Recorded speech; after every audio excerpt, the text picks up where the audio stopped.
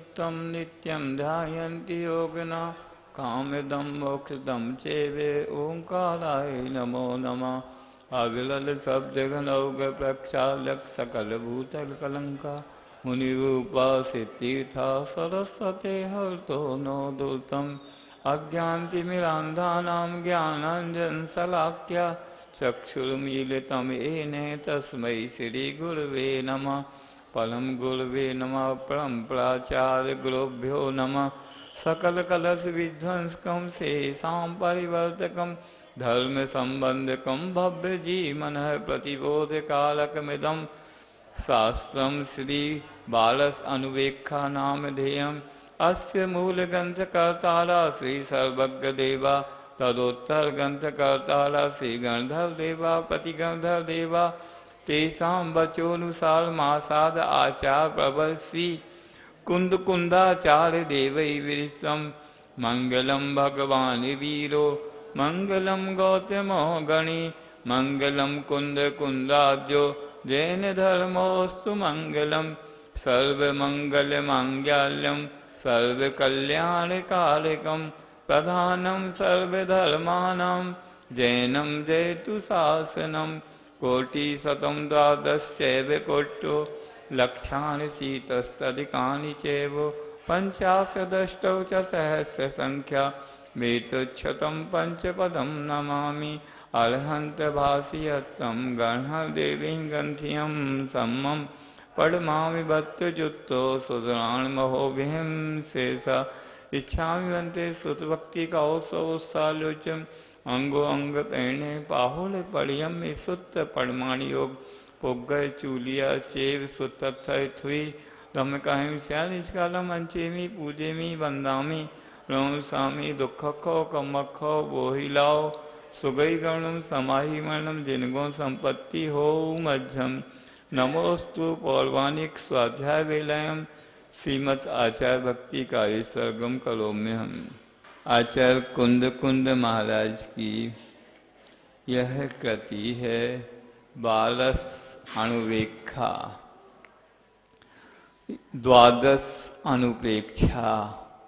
12 भावनाओं का इस ग्रंथ में विस्तृत वर्णन किया गया है। मतलब 12 भावनाओं पर यदि कोई कृति पहली बार लिखी है तो आज से 2000 वर्ष पूर्व आचार्य कुंद कुंद महाराज ने वह लेखन कार्य किया है। अभी विगत 2 दिनों से आगम की उत्पत्ति कैसे हुई, आगम लेखन कैसे प्रारंभ हुआ, शास्त्र जिसको आप पढ़ते हैं, जिनवाणी पूजन करते हैं, वह कैसे बनी, इसके बारे में आपने विस्तार से सुना। आपने 2 दिन में अच्छे से भूमिका बना ली, बन गई ना सबकी। अब आज से हम मंगलाचरण पूर्वक 12 अनुवेक्षा ग्रंथ का प्रारंभ करते हैं। तो आचार्य महाराज क्या कहते हैं, हम पहले गाथा का अन्वय करते हुए एक एक शब्द का अर्थ समझ लें। नमयूण शब्द सिद्धि, नमयूण मतलब नमस्कार करके। किनको नमस्कार करके? सभी सिद्ध परमेष्ठियों को, जितने भी सिद्ध भगवान हैं उनको नमस्कार करके। कैसे हैं वह सिद्ध भगवान, हम क्यों उनको नमस्कार करें? तो उसके लिए आचार्य महाराज एक विशेषण दे रहे हैं। कैसे हैं वह सिद्ध भगवान?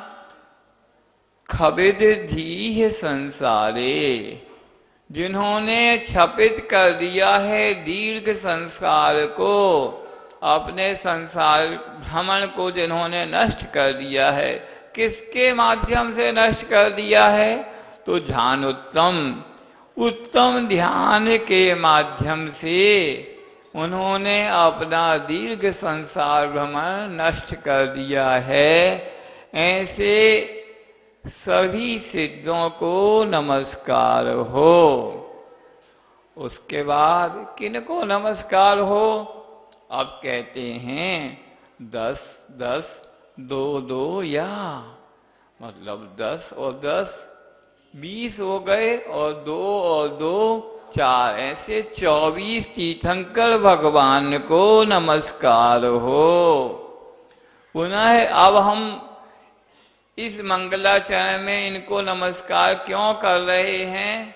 तो आचार्य कुंद कुंद महाराज कहते हैं कि कोई भी मंगलाचरण शास्त्र की निर्विघ्नता के लिए किया जाता है, प्रारंभ से अंत तक शास्त्र निर्विघ्न हो, सानंद संपन्न हो। तो यहाँ कहते हैं, आगे उनकी प्रतिज्ञा है 10 2 अनुपेहिनम बोक्षे, 10 और 2 12 अनुपेक्षाओं का कथन। आचार्य कुंद कुंद कहते हैं मैं 12 अनुपेक्षाओं का कथन कहूँगा। इसलिए सर्वप्रथम समस्त सिद्धों को नमस्कार करके और 24 तीर्थंकरों को नमस्कार करके ते हुए मैं 12 भावनाओं का कथन करने की प्रतिज्ञा करता हूँ। आगे मैं 12 भावनाओं का कथन करूँगा। अभी तक विगत 2 दिनों में हमने जो आगम परंपरा में जिन आचार्यों का योगदान था उनका विस्तृत इतिहास परक जो हमने कथन वह सुना। उस कथन में हम एक बार पुनः रिवाइज कर लें। भगवान महावीर स्वामी से लेकर उनके जो प्रथम गणधर हैं गौतम स्वामी, सुधर्म स्वामी और जम्बू स्वामी, 3 अनुबद्ध केवली हुए। उनके बाद आपके 5 सुत केवली हुए, विष्णु, नंदीमित्र, अपराजित, गोवर्धन और भद्रबाहु।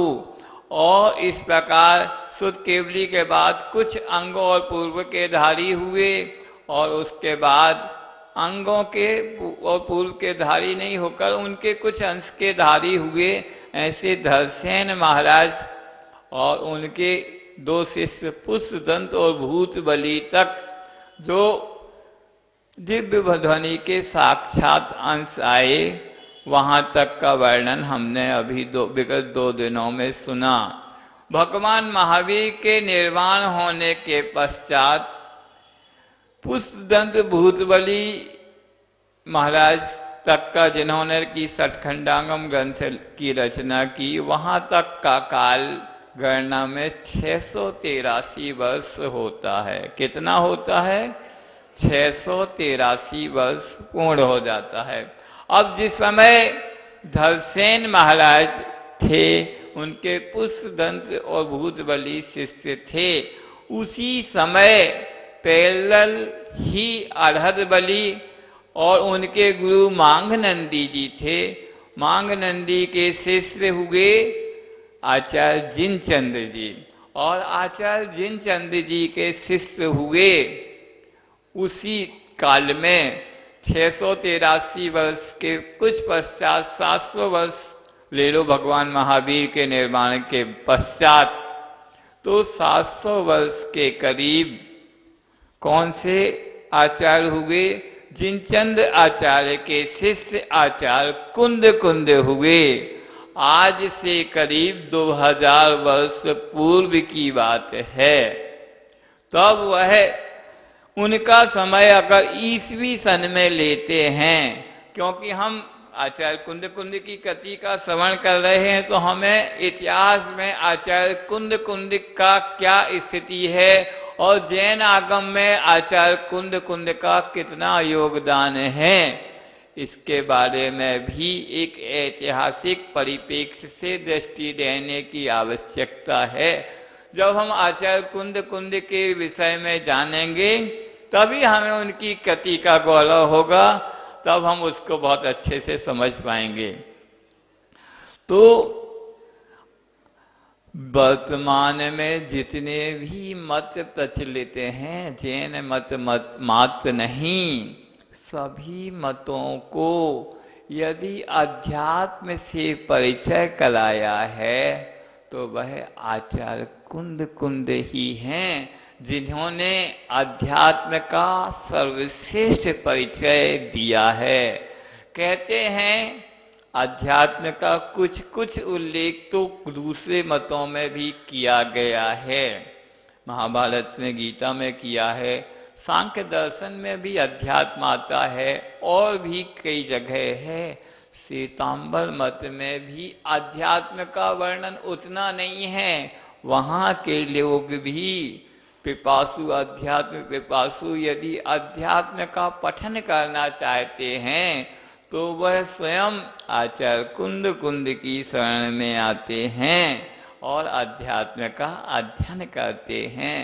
ऐसे हमारे लिए एक बहुत गौरव के विषय आचार्य कुंद कुंद हैं। तो उनका ऐतिहासिक परिप्रेक्ष्य में पहले हम परिचय देख लें, फिर उनके कृतित्व पर आएंगे। पहले व्यक्तित्व को देख लेते हैं।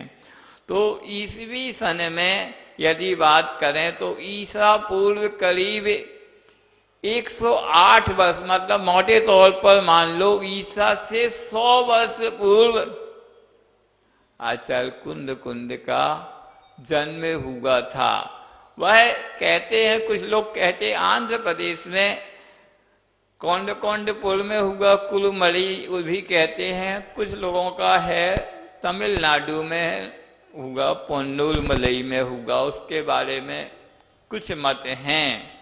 और जब उनका जन्म हुआ तो जन्म से ही उन्हें कुछ ऐसा माहौल मिला और 11 वर्ष की उम्र में ही उन्हें मुनियों का, गुरुओं का सानिध्य मिल गया और उसी 11 वर्ष की अल्प आयु में ही वह मुनि दीक्षा से दीक्षित हो गए। ऐसे कृति नायक हैं जो आपके, जो कुंद कुंद महाराज जिनकी कृति का आप अध्ययन कर रहे हैं, उनकी मुनि दीक्षा कितने वर्ष में हो गई? 11 वर्ष की अल्प उम्र में उनकी मुनि दीक्षा संपन्न हो गई।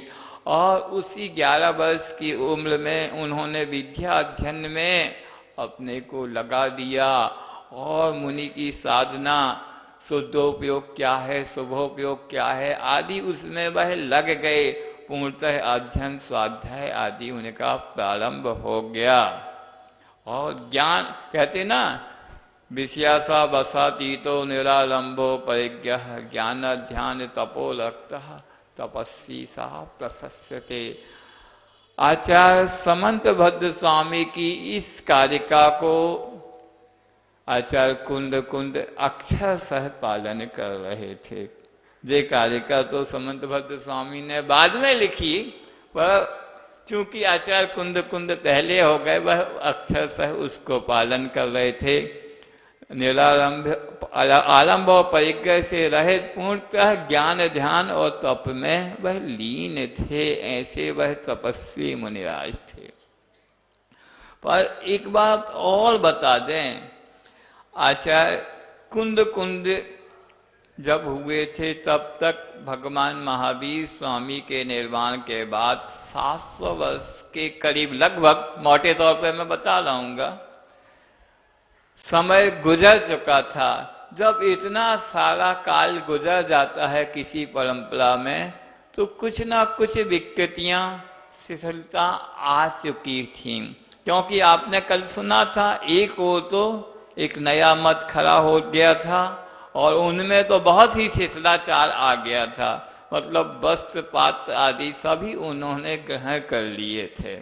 एक तो वो मत हो गया, एक दूसरा उसको हम श्वेतांबर मत कह दें, और दूसरा जो दिगंबर मत, प्राचीन मत चला आ रहा था, उसमें भी कालक्रम से कुछ शिथिलता आ गई थी। उस शिथिलता को ही की ओर ही आचार्य कुंद कुंद की दृष्टि जाती है। तो उस शिथिलता को निवारण करने के लिए ही उन्होंने समण संस्कृति में जो दो शिथिलता आई थी, उन्हीं को दूर करने के लिए ही आचार्य कुंद कुंद ने अपनी कलम चलाई और ऐसे ऐसे विशाल ग्रंथों का लेखन किया। कहते हैं उन्होंने 84 पाहोड़ लिखे हैं। कितने? 84 पाहोड़। उसमें से कुछ पाहोड़ उपलब्ध हैं। पाहोड़ मतलब एक ग्रंथ के एक समूह का नाम प्राभृत है। उससे प्राकृत में, संस्कृत में प्राभृत कहते हैं और प्राकृत में उसको पाहुड़ कहते हैं। जैसे समय प्राभृत या समय पाहुड़, प्रवचन प्राभृत या प्रवचन पाहुड़। पंचास्तिकाय, समय सार, प्रवचन सार और पंचास्तिकाय, यह रत्नत्रय रूप 3 ग्रंथ आचार्य कुंद कुंद के बहुत ही गौरवपूर्ण ग्रंथ हैं, जिन्हें आज भी लोग बड़े आदर के साथ स्वाध्याय आदि में लेते हैं। यह तीनों ग्रंथ मूलतः तो श्रमणों के लिए ही लिखे हैं। किस प्रकार साधक आचार्य कुंद कुंद कहते हैं, अप्पा अपम्मिलो, हे आत्मन अपने आत्मा में ही रहो। शुद्धोपयोग क्या है, शुभोपयोग क्या है, श्रमण कैसा होता है, इस सब की व्याख्या आचार्य कुंद कुंद ने प्रवचन सार या चारित्र चूलिका में बहुत ही विस्तृत व्याख्या की है। कहते हैं श्रमणा शुद्धोपजोता सुहोपजोता होंति समयम्मी तेसिम शुद्धोपजोता अनासवा सासवा शेषा। श्रमण 2 प्रकार के होते हैं, एक शुद्धोपयोगी श्रमण, एक शुभोपयोगी श्रमण। आचार्य कुंद कुंद महाराज स्वयं प्रवचन सार की चारित्र चूलिका में यह कथन कर रहे हैं। उसमें शुद्धोपयोगी श्रमण जो हैं वह आश्रव से रहित हैं। देखिए, पारस के जो दर्शक हैं उन सबसे भी अपील है, पूरे देश में हमारे यहाँ मध्य प्रदेश की राजधानी भोपाल में हबीबगंज का मंदिर 2016 में परम पूज्य आचार्य श्री के आशीर्वाद से आचार्य श्री के चतुर्मास के दौरान शुरू हुआ था वो मंदिर, और अब वो मंदिर बहुत ऊंचाइयों पर जा रहा है। और ये जो जितनी भी कलश की राशि है ये सारी की सारी हबीबगंज मंदिर निर्माण में ही जानी है। तो आप सबसे निवेदन है कि इस मंदिर से अवश्य जुड़ें, चूँकि आचार्य श्री की एक ऐसा सोचना है कि ये जो मंदिर हजारों वर्ष के लिए बन रहा है, पूरा पाषाण से बन रहा है, इसमें कंक्रीट का, लोहे का कोई इस्तेमाल नहीं हुआ है। और ये इतना विशाल मंदिर बन रहा है, 179 फीट की ऊंचाई तक जा रहा है और ये अनादिकाल तक जो है धन प्रवाहना करेगा।